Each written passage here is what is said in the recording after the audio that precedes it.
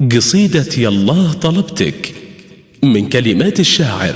عايض بن باسم رحمه الله.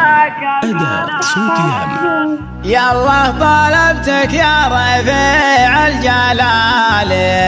يا باسط الأرض وما كبناها، افرج لعايض ما يدان الخمالي، وان صكت البرز بخبث فضاها، هيضت لي هرج الذي ذل حالي من خاطري والعين دمعي قذاها، لجيت بالمعمل تحت الظلال،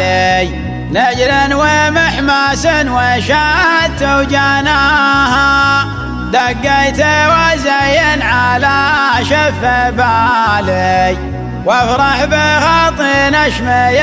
اللي لقاها، هي غاية لما تدانت حوالي، لما غدت نفسي قريب مداها، وهي قبلة المجلس وهي للرجال، واحمدت رب في حياتي عطاها، من بعد ذا يا محلا كل غالي، والطمغة البسعد بومن قناها، يا محلا دراج ذو متالي،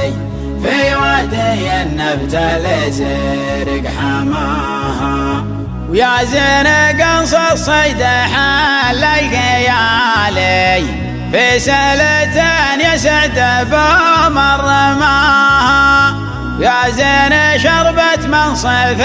ينزلالي، من قلتة محد بعد ذاق ماها، يا هي المجمول سمح القبالي، شومي لمنهول المراجل شراها، واللي شطى ثم شراها جمالي، لاصطكت الصفين يقعد وراها، واللي شطى ثم شراها جمالي، لاصطكت الصفين يقعد وراها، يا الله طلبتك يا رفيع الجلال،